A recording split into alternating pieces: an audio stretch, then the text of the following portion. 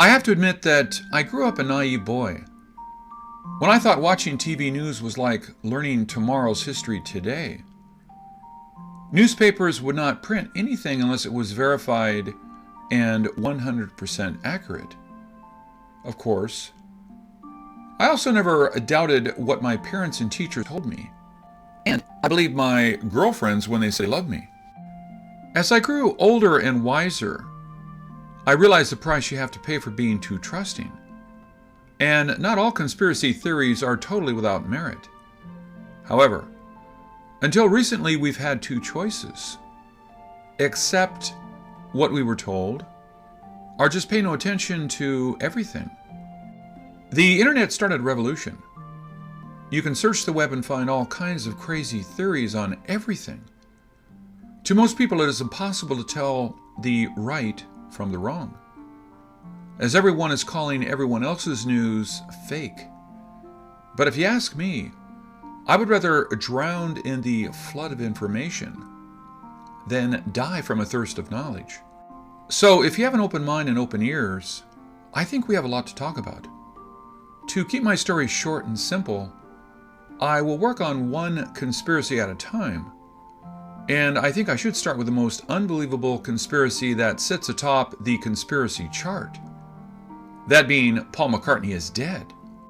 You may not know it, but DNA Proved Paul is Dead is our second conspiracy video, but first major hit.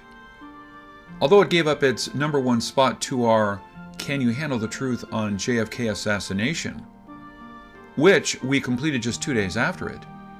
It is a hit not because we knew anything you can't find, but because our video was the first one to call for a DNA test between Philip Cochran, Paul's supposed illegitimate son, and Bettina Crispin, his supposed illegitimate daughter.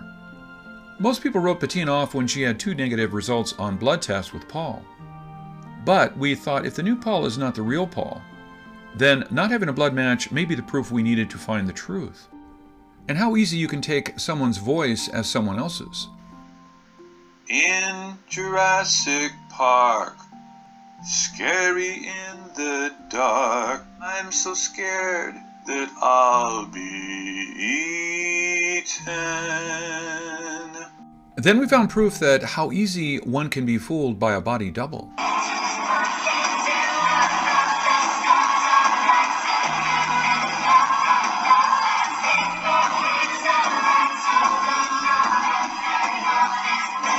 Do you know who she is? How about this clip?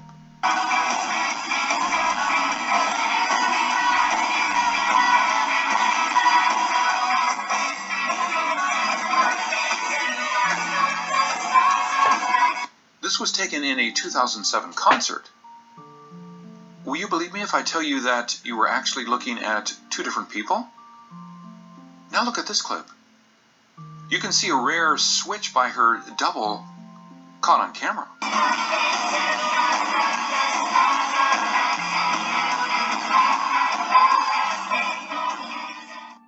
Like I said, I don't have inside information, but we put together a very convincing circumstantial evidence package. Even the UK's Express newspapers, the Star and Daily Expresses, asked for us to grant them the rights to use my material from my video, Paul is Dead, Blood Test Proved You Are Fooled. One day, while watching YouTube, I found another supposed illegitimate son. Stephen came forward and asked for a joint blood test with his supposed siblings. And part of my video was quoted as a source. I don't know what happened after, but I thought, wow, what would people think if one day I am proved to be right on this hunch? The reason Paul is Dead remained as the most talked about conspiracy theory is because it makes no sense either way. Paul's looks and height changed in the 60s, but no one can believe a lookalike can sing like Paul and write songs like Paul. Although there is plenty of evidence the one body double Billy Shears is a talented musician also.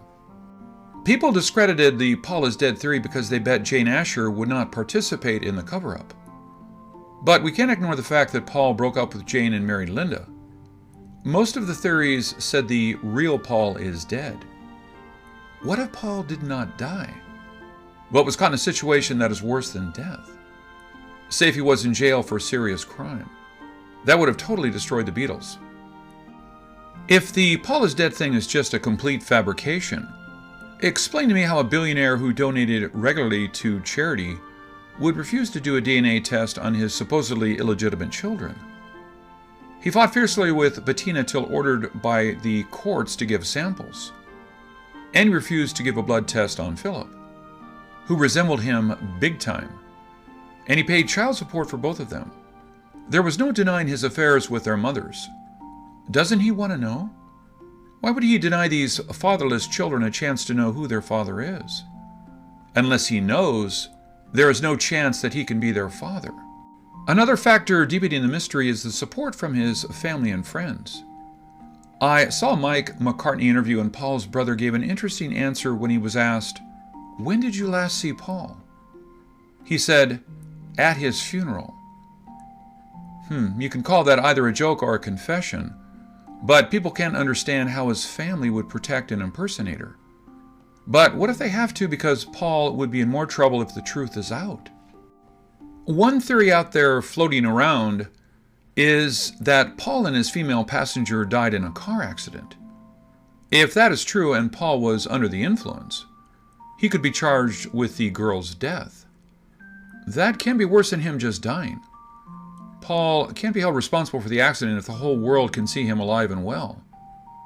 And the new Paul would be responsible for covering up the crime if that is really the case. So it could be the secret everyone has to take to their graves. A lot of people were shocked to see John Halliday, a custodian for Paul McCartney's childhood home. He looked so much like an aged Paul McCartney, more so than the Paul McCartney we knew. If he is really the Paul, do you think he would be so stupid to work in the public's eye at Paul's childhood home? Or could this be his way to protest, living a life that was not his? Now, let's say John Halliday is not the real Paul McCartney. Then the existence of John proved that there can be someone looking just like Paul McCartney. That is the one thing people just can't get over. You see, nothing is impossible. On May 13th, 2018, I released a new video. This can be the final proof Paul McCartney is dead. I said this can be the final proof because after waiting a year for Paul's supposed illegitimate children to do a joint blood test without any success, I thought maybe they were bought out.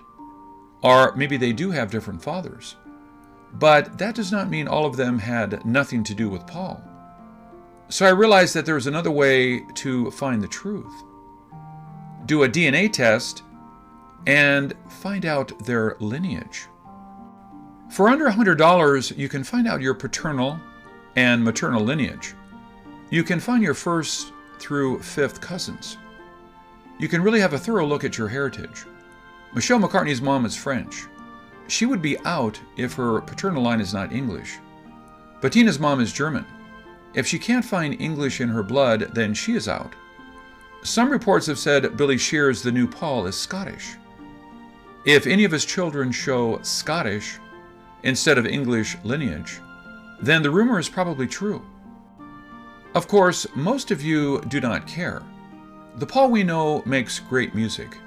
Very few people care to find out the truth. But think about it this way. If they can fool you like this, what else can they do to you? If you've ever listened to a Beatles song, you have the right to know. When I made this video, I sang My Life as a tribute to the real Paul and the children who never got to see their fathers. But last month, the video was forced taken down.